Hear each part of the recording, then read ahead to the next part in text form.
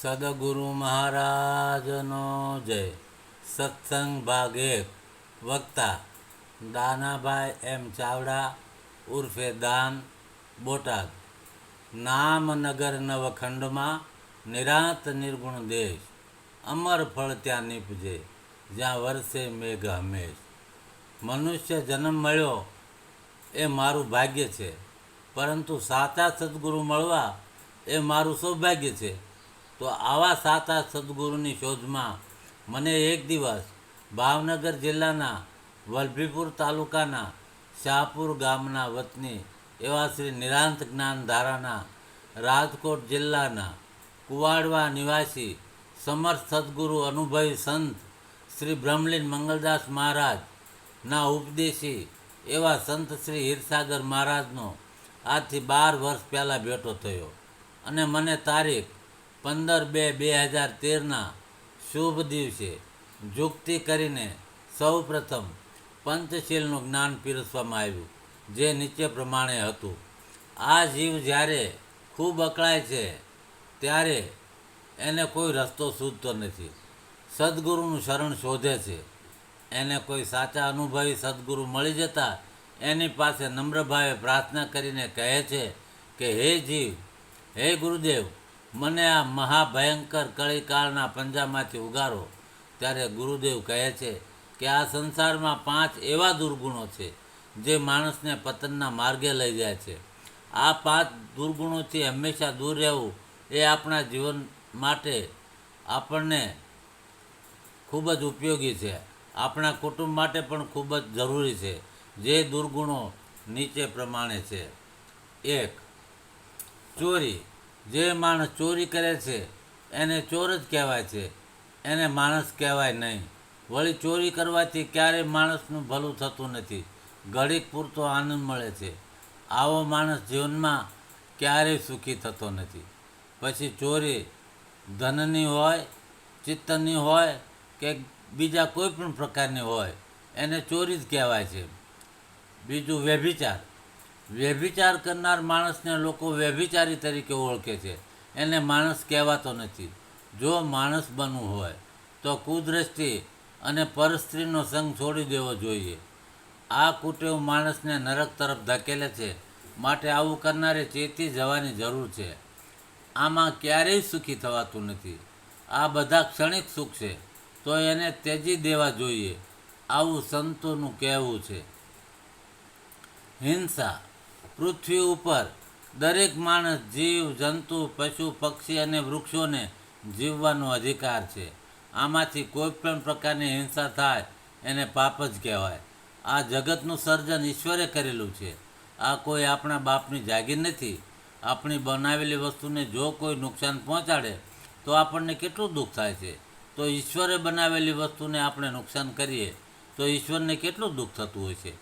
કસાયને ત્યાંથી માંસ લાવીને કે શિકાર કરીને જે માંસનો ખોરાક તરીકે ઉપયોગ કરવામાં આવે છે એના જેવું બીજું કોઈ મોટું પાપ નથી. સંત શિરોમણી સંત શ્રી રોહિદાસ મહાત્માએ સાચું જ કહ્યું છે કે માટી ખાધે મન ડગે, અંતરમાં ઉપજે ઘાત, કર્યા વગરનું કર્મ લાગે, સતભાખે રહીદાસ. કારણ કે લોકો ખાય છે ત્યારે કસાય બીજા જીવની હિંસા કરે છે. લોકો માંસ ખાવાનું છોડી દે તો જીવ હિંસા આપોઆપ બંધ થઈ જાય. માટે હિંસા જેવું બીજું કોઈ મોટું પાપ નથી. આ વાત થોડોક વિચાર માગી લે છે. માંસાહાર તમોગુણી ખોરાક છે. એ ભક્તિમાં મોટો અવરોધ પેદા કરે છે. માટે એને સદાયને માટે તિલાંજલિ આપવી જોઈએ, આવું સંતોનું કહેવું છે. જુગાર. જુગાર રમતા પહેલાં માણસને પણ લોકો જુગારીઓ કહે છે. એને માણસ કોઈ કહેતું નથી. અને આવા જુગાર સાથે જેણે ખેલ ખેલ્યા છે એ જીવનમાં ક્યારેય સુખી થયા નથી. માટે આમાંથી પાછા વળવાની ખૂબ જ જરૂર છે. તમે થોડાક મહાભારત તરફ ડોક્યું કરો તો 5 પાંડવો જુગાર રમવાથી રાજ, પાટ, સ્ત્રી, ધન વગેરે જુગારમાં હારી ગયા. તો આ રીતે જુગાર ખેલવો એ મોટામાં મોટું પાપ છે. દારૂ. જે લોકો દારૂ પીએ છે એને સમાજ દારૂડિયો કહે છે, અને બીજા અર્થમાં કહીએ તો એને બેવડો પણ કહે છે, પરંતુ એને માણસ કોઈ કહેતું નથી. અને દારૂ પીવાના ફાયદા બિલકુલ હોતા નથી. માત્ર ને માત્ર નુકસાન જ ભોગવવાનો વારો આવે છે. તો આવા કિસ્સા રોજ બરોજ આપણી નજર સમક્ષ બનતા હોય છે.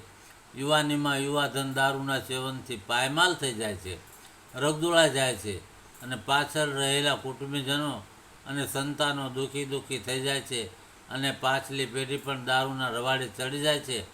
તો આવા વ્યસનોથી હંમેશા દૂર રહેવું જોઈએ. દારૂ એક જ વ્યસન નથી. બીડી, સિગારેટ, ગાંજો, ચરસ અને આવા અસંખ્ય માદક પદાર્થો દારૂની જ હરોળમાં આવે છે. તો આનાથી દૂર રહેવું એવું હરિગુરુ સંતોનું માનવું છે. તો ઉપર કહેલા તમામ દુર્ગુણો માણસમાં હશે અથવા તો ચોરી છુપીથી કરતા હશે તો આવા વ્યક્તિને માણસ કહેવાતો નથી. અને બીજા સમજુ લોકોએ પણ આવા તત્વોથી દૂર રહેવું જોઈએ કે જેથી કરીને આવો ચેપ બીજા સજ્જન માણસોને લાગે નહીં. સજ્જન માણસો આવા કૃત્યો ક્યારેય કરતા નથી, આવું સંતોનું માનવું છે. ઉપરના 5 દુર્ગુણો જ્યારે માણસમાંથી દૂર થાય છે ત્યારે જ એને સત્સંગનો લાભ મળે છે, અન્યથા નહીં. ત્યારબાદ જ આવો જીવ ઈશ્વરને પામવા માટે એ દિશા તરફ ગતિ કરે છે. તો આવા દુર્ગુણો હંમેશને માટે છોડી દેવા જોઈએ એવું સંતોનું માનવું છે. જીવ જાગી જાતું આ સંસારમાં, નહીતર જાશો 84ની ખાણમાં. તને ગુરુ સમજાવે શાનમાં, તને શાનમાં. જીવ આવી જાતું હવે ભાનમાં. પ્રથમ બાન તું ભૂલ્યો છે પોતે, ઘરમાં રહીને બીજે ઘરે તું ગોતે. તું તો ખોવાઈ જઈશ બીજે ખોળમાં, નહીતર જાશો 84ની ખાણમાં. જીવ આવી જાતું આ સંસારમાં, નહીતર જાશો 84ની ખાણમાં. અનુભવી ગુરુનો આધાર મળશે, સત સ્વરૂપ તારું સચોટ જળશે. તને ગુરુ સમજાવે શાનમાં, તને શાનમાં. જીવ આવી જાતું હવે ભાનમાં. જીવ જાગી જાતું આ સંસારમાં, નહીતર જાશો 84ની ખાણમાં.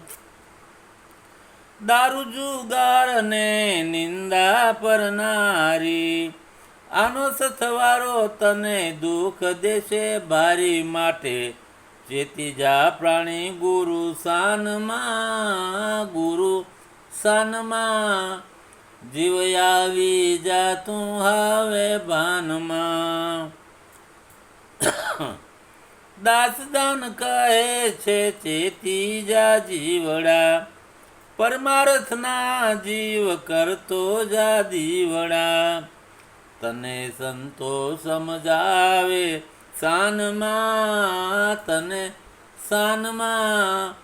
જીવ આવી જાતું હવે ભાનમાં. જીવ જાગી જાતું આ સંસારમાં, નહીતર જાશો 84ની ખાણમાં.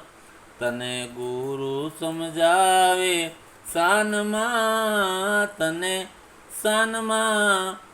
જીવ આવી જાતું હવે ભાનમાં. સદગુરુ મહારાજની જય. આટલું કહીને હું મારી વાણીને વિરામ આપું છું. બોલવામાં કોઈ ક્ષતિ થઈ હોય તો મને બાળક જાણીને માફ કરજો. બોટાદ નિવાસી નિરાંત બાળક દારના જય ગુરુ મહારાજ, જય ગુરુ મહારાજ, જય ગુરુ મહારાજ.